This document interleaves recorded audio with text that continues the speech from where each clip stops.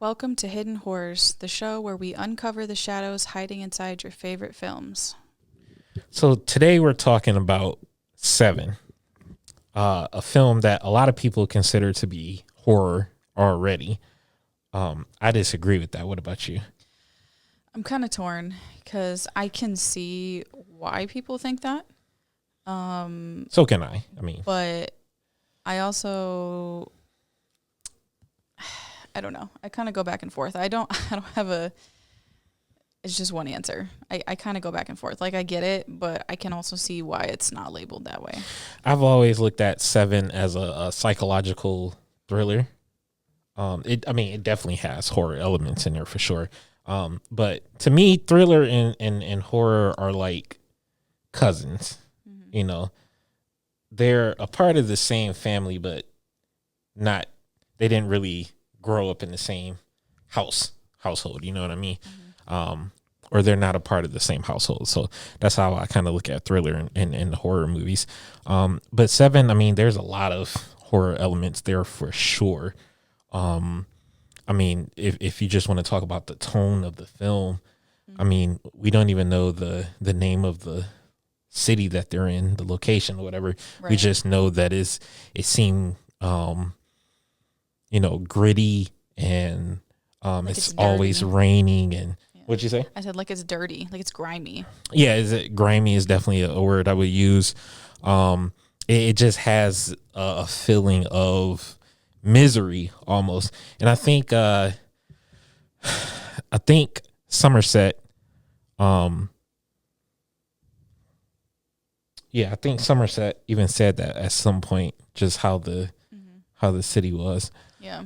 But yeah, the tone of the film is definitely horror related. I mean, the atmosphere as a whole. What else do you have? I mean, going back to what you previously said, I do think the psychological aspect of it is a big reason. And I think with this, we don't see like the killings. We just kind of see the aftermath. And so I think that gives, us, the audience, it gives us more time to kind of use our imagination. And that, can sometimes freak people out in and of itself because it's like, fear of the unknown and that kind of stuff. And you just don't know. So Yeah, it's like a lot of horror films that use the darkness aspect. They want you to kind of make up your own monster in your head, freak yourself out, stuff like that. mm-hmm. So yeah, I agree with you. How they did the killings. We saw the victims, but we Right. didn't see how they Right. got to that point. And really, when we was watching the film this last time, I thought about Saw a lot. I mean, Saw came out years later, obviously, but it definitely felt very Saw, especially Yeah, I can agree. John Doe and how he had his not ritual, but he had his reasoning for how he was choosing people and stuff like that. It felt very John Kramer-ish. Mm-hmm. And we know Saw is a horror film, but I Right. mean I feel like with that one's a Saw, lot gorier yeah, and you're is seeing the actual torture yeah of the victims and not just like the aftermath. So yeah. Although there were some pretty grotesque scenes in this film for sure. mm-hmm. Gluttony. You had the big guy who was fed until his stomach basically exploded. yeah. I always think about it because I know you don't know. It's this Method Man song, and the name of the song is actually Method Man, and it's like a skit before the song actually start. Mm-hmm. It's like him and another guy. They're like joking and stuff like that, and Method Man was like, I'm gonna sew your asshole clothes and keep feeding you and feeding you and feeding you, and I always think about this fucking scene in the movie. When did this song come out? Let's see. I think that was Enter the 36 Chambers. 93 maybe. I feel like we could do a whole episode on all the horrific, fucked up weird ass sus shit that they used to say. Like, it was the first Wu-Tang album. Not even just them. I'm talking about music in general. Enter the 36 Chambers. I'm pretty sure that was 93. No, that literally. Fantastic year, by the way. No, I always think about that. Every time I hear that song, That's disgusting. I'll be at work. I'll be listening to the song. Think about that. I literally picture that scene in the film. I actually hate that for me. Thank you for that visual. It's disgusting. A great song too. It's disgusting. Like I said, it's like a skit before the song actually starts. I'll play it for you after this. So good. But no, that whole scene, them walking through the house, it was so dark. And you could just tell it was like dirty and it smelled in there. You just knew. Well, yeah, I mean, the guy was gross. I mean, any building they went into almost was, it just seemed dirty. And like I said, the whole atmosphere of, whatever location they were in, really, I mean, I won't argue with people who say Seven is a horror film, because you could almost look at, with the way that the atmosphere is and, everything that happens in the film, you could almost look at Seven as, that location is set in hell, almost somebody's hell. And I mean, realistically, especially if you grow up in like the ghetto and shit like that, like that's a living hell. So, I think that's actually a perfect description of where they are in Seven. It's a living hell. What else do you have? Did you want to dive deeper into any of the other kills? Oh yeah. Because we mentioned gluttony.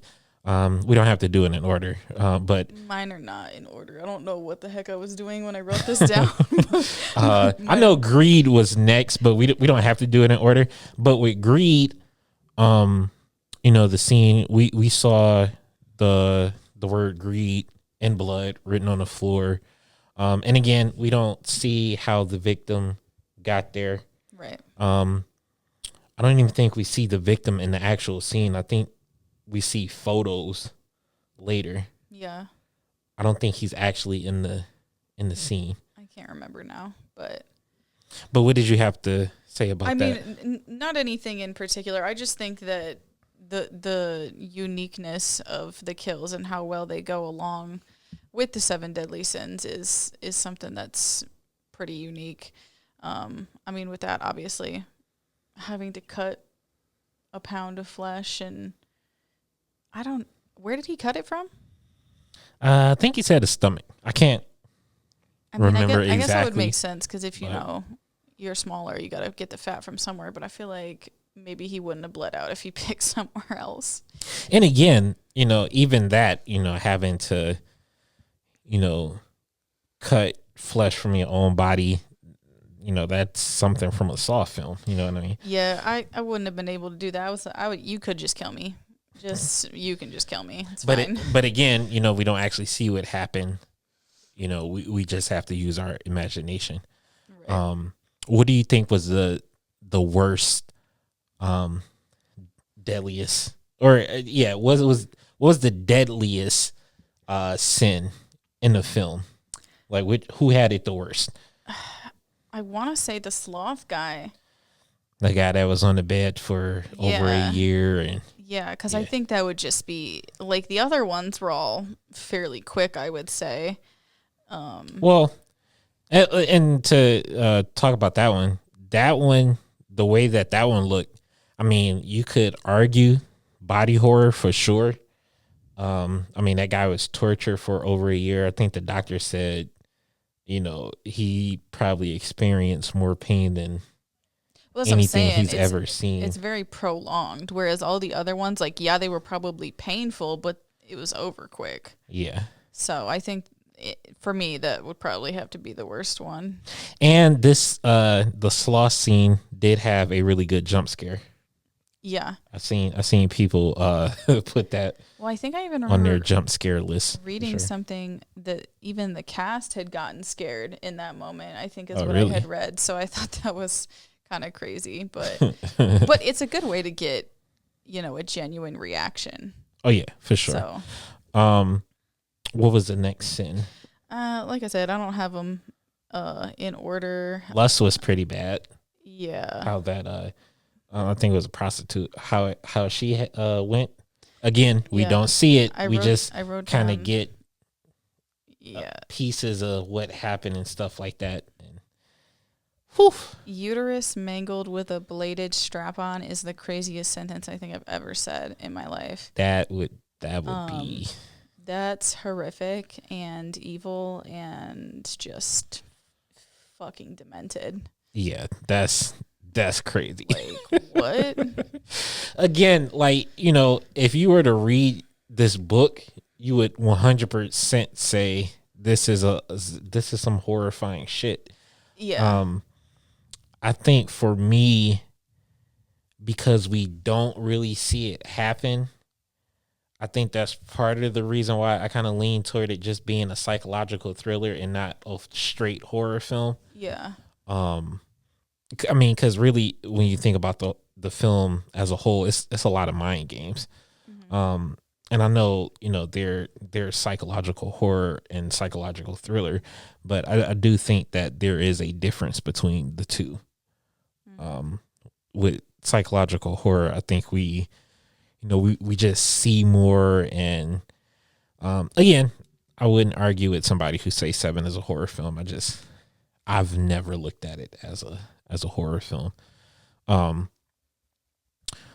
was the other? Pride. Yeah. Pride. Another victim that kind of got put in this Saw like situation. Mm-hmm. She had to cut her face. Fuck up her face. Her nose was cut off. Yeah. And then she ended up overdosing on pills. So. Yeah. Again, all these scenes were Kevin Spacey, who played John Doe, crazy ass motherfucker in this film.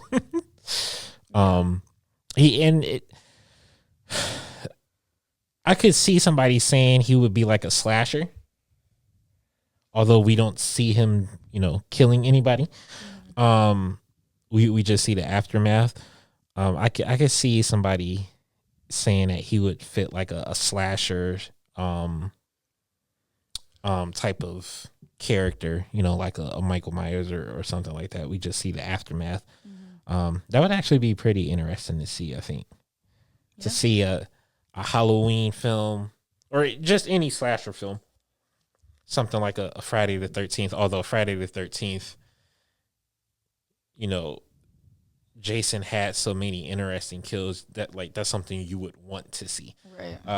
Halloween, going back to the original Halloween, there wasn't really anything crazy about the way he killed people, stabbing somebody to the wall, strangling somebody, that's not crazy compared to, Jason having somebody in a fucking sleeping bag and beating the shit out of a tree. Like, that's a little bit more. But such a satisfying kill. A little bit more to it. But no, that would be pretty interesting to see a horror film that kind of have that, especially in today's time period. Because, 40, 50 years ago, I could see it then just because of where society was at that point in time. And, they wasn't, everybody wasn't trying to be the goriest and everything. Well, even now, people are so desensitized to everything. So yeah, I think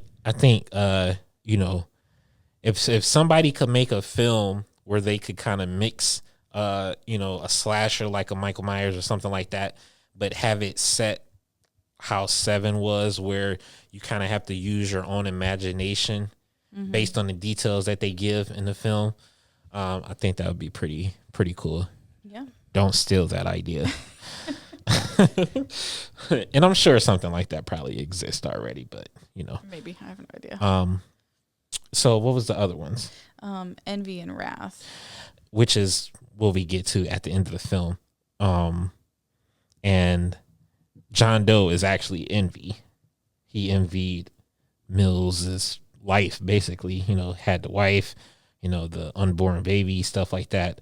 and he used himself to create Wrath, which was Mills. So I thought that was pretty interesting. But what do you have? I mean, that's pretty much all I have for that part. Just a clusterfuck of chaos and brutality, which, I mean, I think that's kind of the biggest horror elements is, you know, the way in which these people died. So Yeah, I think that and you know the mind games that John Doe was playing with the characters. I feel like that kind of makes it psychological horror. If you're looking at it as a horror film, it would definitely lean into the psychological horror aspect of things. I can't ever get what's his fucking face? Brad Pitt. Him screaming, "What's in the box?" Like randomly, I'll just be sitting there and it will just pop into my head, and I'll just be saying it for 10 minutes in that fucking voice. I can't. It's such a good scene. This is one of my favorite films of all time. I mean, this is the second time I've watched it, but I think I only just watched it for the first time not that long ago, right? A couple years maybe. I mean, I don't know. Okay, well, I didn't know that was the first time you watched it.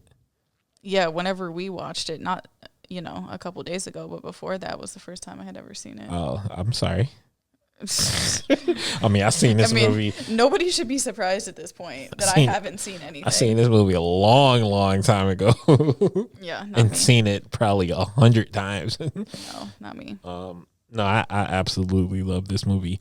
And I think, you know, when speaking about the 7 deadly sins, I think that you can dive deeper into that, and you know, there's a lot of horror elements to this film. That's why I said, you know, if someone wanted to call this a horror film, I wouldn't argue with them. I just disagree. But it is there. You know, the last film we did was Twilight, and I said that horror doesn't just scream. Sometimes it whispers. This is a film that it may not be the loudest scream, but it's definitely screaming horror. So, is it really that hidden?